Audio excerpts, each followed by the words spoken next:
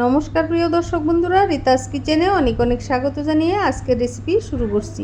আশা করি সকলেই ভালো আছো, আমিও ভালো আছি। চলো রেসিপিটি শুরু করা যাক। প্রথমে আমি কড়াইতে তেল দিয়ে তেলটা গরম হয়ে আসলে প্রায় 250 গ্রামের মতো পেঁয়াজ কুচিয়ে দিয়ে দিলাম। দিয়ে দিচ্ছি রসুন কুচি 4-5টার মতো। এবারে দিয়ে দিচ্ছি হলুদ গুঁড়ো। পেঁয়াজগুলো একটু মজে আসছে, দিয়ে দিচ্ছি শুকনো লঙ্কার গুঁড়ো, দিয়ে দিচ্ছি কুচিয়ে রাখা কাঁচা লঙ্কা, পাকা লঙ্কা। এবারে দিয়ে দিচ্ছি 8-10টার মতো পুঁটি শুটকি। এগুলো ভালোভাবে নেড়ে চেড়ে মিলিয়ে নেব। বন্ধুরা, আজ আমি বানাবো কুমড়ো পাতায় পুঁটি শুটকি দিয়ে বড়া। রেসিপিটি শুরু থেকে শেষ অবধি দেখার অনুরোধ রইল।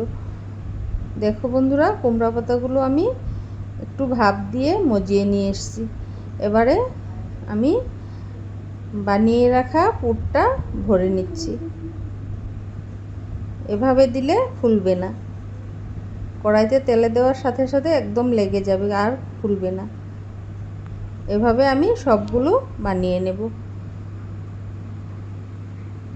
বন্ধুরা, আমার এই রেসিপিটি যদি তোমাদের ভালো লেগে থাকে, লাইক, কমেন্ট এবং সাবস্ক্রাইব করে আমার পাশে থেকো। বন্ধুদেরকে শেয়ার করে দিও। বন্ধুরা, তোমাদের সাপোর্ট পেলে আমি এগিয়ে যাব।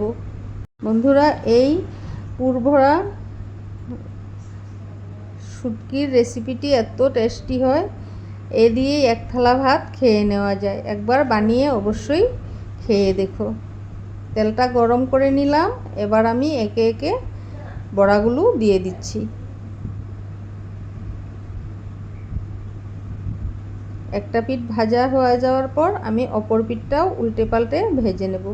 দিয়ে দিচ্ছি উপর থেকে সামান্য একটু হলুদ।